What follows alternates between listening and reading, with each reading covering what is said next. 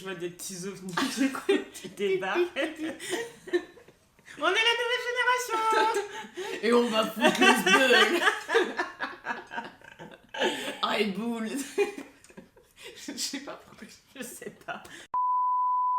Hello! Bienvenue dans une nouvelle vidéo avec Phil et Dia. Aujourd'hui, mes très chers, nous allons parler d'un sujet qui est toujours d'actualité. Nous allons parler tout simplement écologie. On va vous donner un peu notre avis sur ce qu'on pense, pas de l'écologie en tant que telle, mais de toute la pression qu'il peut y avoir autour de l'écologie. Et du coup, voilà. C'est tout. C'est tout. Est-ce que ça te plaît? Si ça te plaît déjà, mets un pouce bleu vers le haut. Okay. Merci, parce qu'on a besoin de soutien. On a besoin de soutien, mais grave. Et d'ailleurs, si tu n'es pas encore abonné à cette chaîne, parce qu'on voit qu'on a beaucoup de vues en ce moment sur une certaine vidéo, mais que les gens ils passent, ils ouvrent la porte, ils regardent ce qui se passe et ils referment. Mais abonne-toi, mon sang. Abonne-toi si tu veux Ça savoir. perd l'hypopète. Mais sacre bleu. Si tu veux être au courant de toutes les vidéos qu'on peut sortir, on en sort une tous les dimanches. Abonne-toi et clique sur la petite cloche, comme ça tu recevras la notification. Et alors, le thé est chaud, les amis. Le thé est chaud. L'écologie. Alors, l'écologie. Qu'est-ce que les... Qu'est-ce que l'écologie, tout à fait. Merde, voilà, c'est une question de chose. Et merde. Donc, en une seule phrase, c'est prendre soin de notre planète. On peut résumer ça comme ça. Bien sûr, tout à fait. C'était un une très belle synthèse que tu nous offres là, Phil. Mais j'aime la terre, j'aime les arbres. Non, mais... Je ne dénigre personne. Non, mais après c'est important. Évidemment, la planète est importante. Mais on en a parlé notamment dans notre dernière vidéo sur manger bio, etc. Est-ce que l'écologie est accessible à tout le monde ? Dans une certaine mesure, oui. Dans une certaine mesure, non. Je pense qu'effectivement, c'est accessible à tout le monde, mais que tout le monde n'a pas cette priorité oui, déjà, il y a beaucoup dans de sa ça. vie par rapport à l'écologie.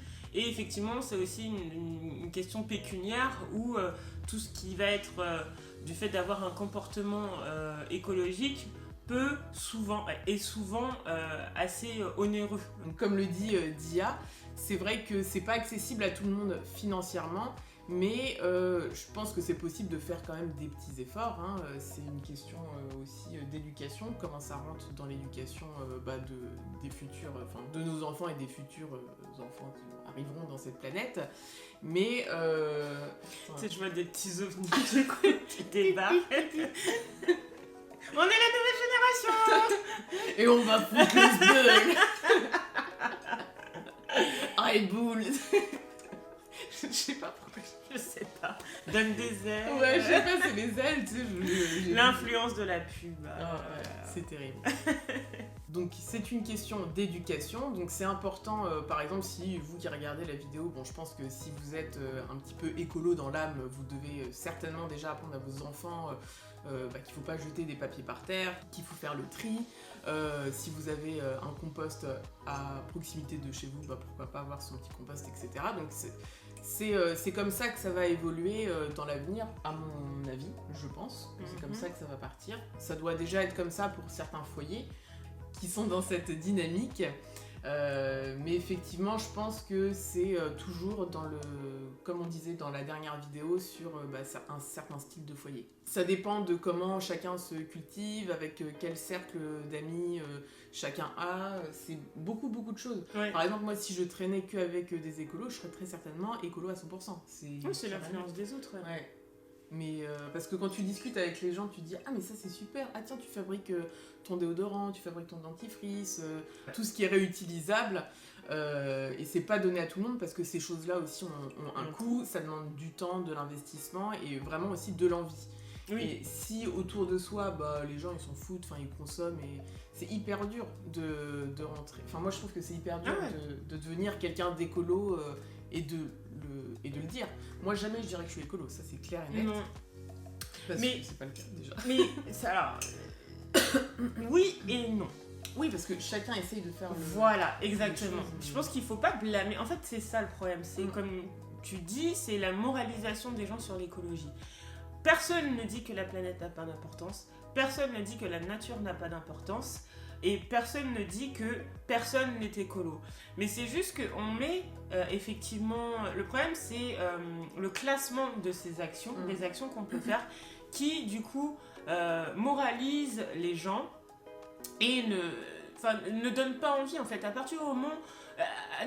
vous qui nous regardez, je prends un exemple. On vous dit, par exemple, je sais pas, sur une perte de poids, sur un changement alimentaire, vous avez pris des mesures, vous prenez des mesures, vous faites des actions pour obtenir le résultat que vous voulez avec votre compétence et avec vos moyens. Et là, il y a quelqu'un qui vient et qui vous dit « Ah ouais, mais c'est pas assez. Ah ouais, mais tu pourrais faire ça aussi. Ah ouais, mais tu pourrais faire ça aussi. » Bah, le pire, c'est tu fais pas du tout un régime, tu veux pas du tout perdre du poids. Par exemple, comme tu dis, si la personne, c'est vraiment dur psychologiquement pour elle de se restreindre à fond, parce que c'est pas non plus une solution, elle se dit, bon, je vais commencer par enlever les yaourts au chocolat que je prends tous les soirs. Étape par étape. Voilà, c'est ça. C'est étape par étape et chacun a son rythme. Et sauf que quand on met trop la pression pour que ce soit les régimes ou l'écologie, et les gens, ils veulent tout faire d'un coup. Moi, j'ai déjà essayé de faire ça, de tout faire d'un coup. C'est trop dur. Et sauf que c'est trop dur à gérer parce que ça demande beaucoup de sacrifices aussi personnels par rapport au confort de vie qu'on peut avoir en consommant à fond et en achetant tout, déjà tout fait. C'est hyper dur, quoi. Enfin, tu peux pas changer comme ça du jour au lendemain. Par exemple, il y a même d'autres choses. Par exemple, moi demain, si j'ai envie on est en mars, j'ai envie de manger des tomates cerises, je mange mes tomates cerises. Même si, voilà, c'est pas bien parce que ça va pas au gré des saisons, ce n'est pas la saison des tomates cerises, je l'accorde, mais j'aime bien les tomates cerises et si un jour j'ai envie d'en manger, j'en mange. C'est ça. C'est pas sur ça que je vais d'abord commencer mes efforts. Oui, tu choisis en fonction de ta propre vie, etc. Et effectivement, comme tu dis, les légumes, le fait de consommer des légumes de saison, etc., c'est dur de changer ses habitudes. C'est vrai que la tomate, c'est un légume... on discute de tomates ici, il y a quoi? Mais par exemple, oui, la tomate, c'est un légume qui est ultra consommé, je pense, en France. Et on a l'habitude de pouvoir manger des tomates tout au long de l'année. Maintenant, si tu veux faire les choses de manière très très très écologique, comme tu disais, tu ne manges pas de tomates. Par contre, si tu as le moyen de manger des tomates en respectant une certaine éthique, par contre, dans ces cas-là, c'est pas accessible à tout le monde. Des tomates qui ont été cultivées en serre de manière écologique en France n'aura pas forcément le même prix c'est clair. Que des tomates qui viennent d'Espagne ou des tomates qui sont de saison et qui du coup coûtent un peu moins cher, qui sont moins onéreuses. Tu vois. Et voilà, c'était juste pour rebondir sur encore cet aspect ce côté où certains types d'actions écologiques n'est pas accessible à tout le monde. Oui, et puis après... il y a des gens qui sont vraiment écolos et ils peuvent se qualifier d'être écolos parce qu'ils font toutes les étapes. Mais moi, ce qui me dérange, j'ai l'impression que ces gens-là, ils vont pas aller forcément... alors, il y en a sûrement quelques-uns, mais la plupart, moi, que j'ai pu rencontrer, ils sont pas dans le jugement. Ils sont plus à encourager les actions, même si elles sont minimes, que à les dénigrer en disant de toute façon ce que tu fais c'est nul, ça sert à rien. Non, c'est pas l'objectif, c'est de pousser. Plus t'encourages, plus les gens vont avoir envie quand c'est vraiment ta lutte personnelle. Parce que ces gens-là, c'est une lutte pour c'est un militantisme. Mais t'as d'autres personnes, et c'est vraiment ces gens-là qui me dérangent, c'est les gens qui font eux aussi à moitié les choses, qui vont venir critiquer parce que eux font ça, faut que toi tu le fasses. Exactement. Alors que toi, il y a des actions que tu fais, mais que eux ne font pas. Et que tu vas pas revendiquer parce que pour avoir la validation de ces personnes-là. Enfin, les actions, on en fait tous. Moi, je vais pas aller dire ah ouais moi, tu vois, aujourd'hui j'ai été à une friperie pour pas consommer machin. Alors que ce type de personnes qui vont venir te juger, elles vont étaler toutes les actions qu'elles mènent et eux ce qu'elles font c'est bien et toi ce que tu fais c'est pas bien, c'est pas assez, c'est pas bien fait, etc. Donc c'est vrai que c'est plus ces types de personnes-là qui nuisent à la cause, on va dire écologiste. C'est ça, c'est que ça encourage personne. Et moi, je trouve que... il y a une période, maintenant, beaucoup moins, maintenant, je m'en fous, ça me saoule, mais il y avait une période où je me sentais coupable. Quand les gens me faisaient une remarque, je me sentais coupable. Par exemple, je ne trie pas les capsules de bière ou les bouchons de bouteilles, je ne fais pas la séparation. Moi, je le mets directement dans le sélectif, mais je fais pas la séparation. Il y a des personnes qui le font, mais moi, j'ai eu des remarques sur ça, tu vois. Je le fais pas. Oui, voilà, mais après, en fait, c'est que tout se trie de manière très distincte, mais déjà, on n'est pas assez informés. Nous, on est vraiment, en tout cas, pour notre génération un peu plus âgés. Je sais pas si maintenant à l'école ils apprennent, ils doivent sûrement faire des ateliers les enfants écolo sur le tri, etc. Mais nous, en tout cas, à notre époque... je pense qu'on est la première génération où on a vraiment commencé à parler du tri sélectif. Ouais, et encore pas... C'est parce que les communes ont un peu imposé les poubelles jaunes qui sont arrivées comme ça. Donc nous, on a vu nos parents avoir des poubelles jaunes. Qu'est-ce qu'on fait, putain? Ça va dans quelle poubelle? Attends, amène-moi la notice, là, je vais regarder. Non, mais... ça a été une étape, et bon, bah tant mieux. Enfin, nous, on a connu les sacs plastiques c'est ça, en grande tu surface. jetais tout. C'était abusé. Maintenant, on trouve ça scandaleux, mais à l'époque, c'est normal. Oui. Enfin, les choses, elles évoluent petit à petit, tu vois. Alors après, on parle pas... Alors, dans cette vidéo, on parle pas des mesures gouvernementales qui sont prises, machin. Bien sûr. Ça, c'est un sujet... Déjà, qu'on ne maîtrise pas l'écologie, on va pas commencer à parler de politique écologique. Mais j'avoue que oui, il y a des petites choses qui évoluent et tout le monde mène ses actions à son échelle et faut pas... En fait, sur n'importe quel sujet, de toute façon, en règle générale, il faut moraliser les gens, quoi.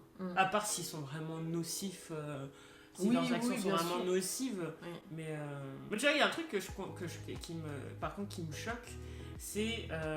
Ouais, ok, d'accord, je vais pas lancer, je vais juger. Mais un truc qui me choque, c'est les gens qui jettent leurs déchets à l'extérieur. Ah oui, bah par contre, ça c'est abusé. Mais je parle même des cigarettes. Tu vois, hier, j'étais à l'auto-école parce que hier, j'ai eu mon code. Merci. Félicitations. Merci. Oui, j'ai 29 ans. Oui, je viens d'avoir mon code. C'est un autre sujet. Mais, et tu vois, genre, quand on sortait à l'extérieur... Et ben en fait les gens ils fumaient et puis ils balançaient leur... Et en fait à chaque fois que je les voyais balancer leur mégot, j'étais là mais en fait il y a une poubelle juste en face de toi, tu vois. Et on se rend pas compte de l'impact qu'un mégot peut avoir sur toute la planète. Moi c'est des petites actions comme ça, tu vois. Sans parler d'être écologiste, il y a aussi... Faut pas confondre les actions qu'on mène tous les jours pour être écologiste et les choses qui vont de soi. Moi, les gens qui jettent leurs déchets par terre sous...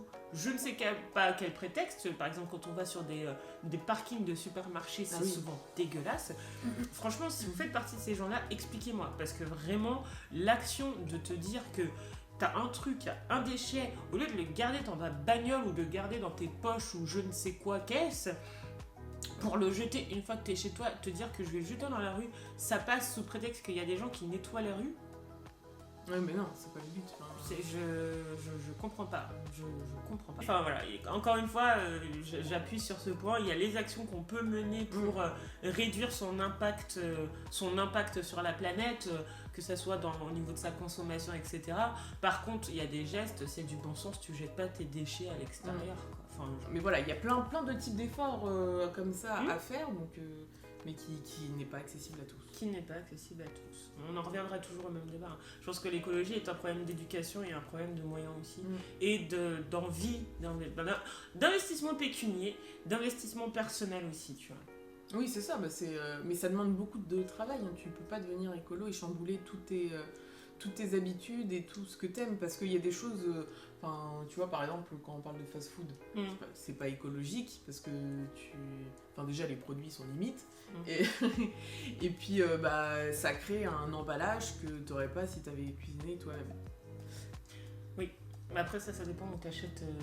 Parce que regarde, tu te fais un burger, donc t'achètes la viande, donc c'est un emballage, t'achètes le pain burger, c'est un emballage, t'achètes soit tes pommes de terre, soit tes frites. Ton propre pain burger, tu vas...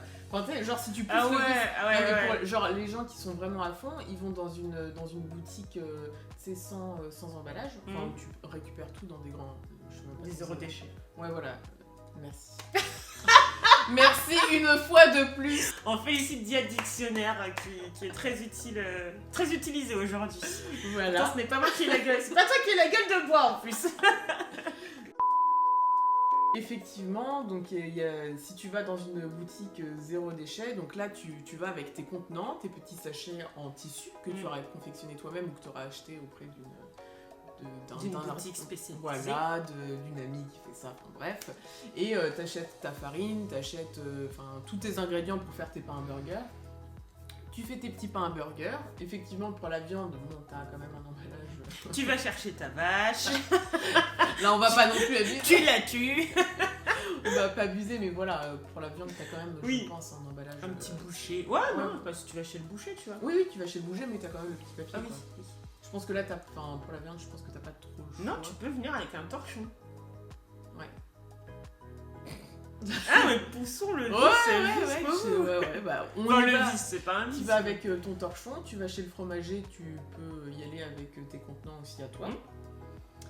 Tu mets quoi d'autre dans ton burger? Après, La salade, ouais, mais la tomate. tout ce qui est légumes, tu vas mettre ça dans tes emballages à toi. Et du coup, c'est... Ah, mais ça prend du temps. Moi, une fois, j'ai fait... C'est vrai? Enfin, j'ai fait... pas les pains à burger, enfin, je pars pas forcément sur une base de burger, mais j'avais fait une semaine de courses où je m'étais dit, vas-y, je vais essayer de consommer mieux en allant chez chez les petits commerçants. Pas en allant en grande surface, etc. Juste en allant chez des petits commerçants. Je parle même pas d'aller chez le maraîcher et tout. Hein. Juste ça m'avait pris 1000 ans. Mais c'était horrible. Enfin, c'était sympa sur le coup, c'est sympa à faire une fois de temps en temps, parce que c'est agréable. Mais de te dire que tu dois faire ça toutes les semaines, faut aller chez le boucher là, faut aller chez le poissonnier si tu prends du poisson. C'était sympa, mais voilà, faut vraiment que ça rentre dans une routine de vie pour pouvoir... Et du coup, ça impacte toute ta vie perso, quoi. Ah, mais de ouf.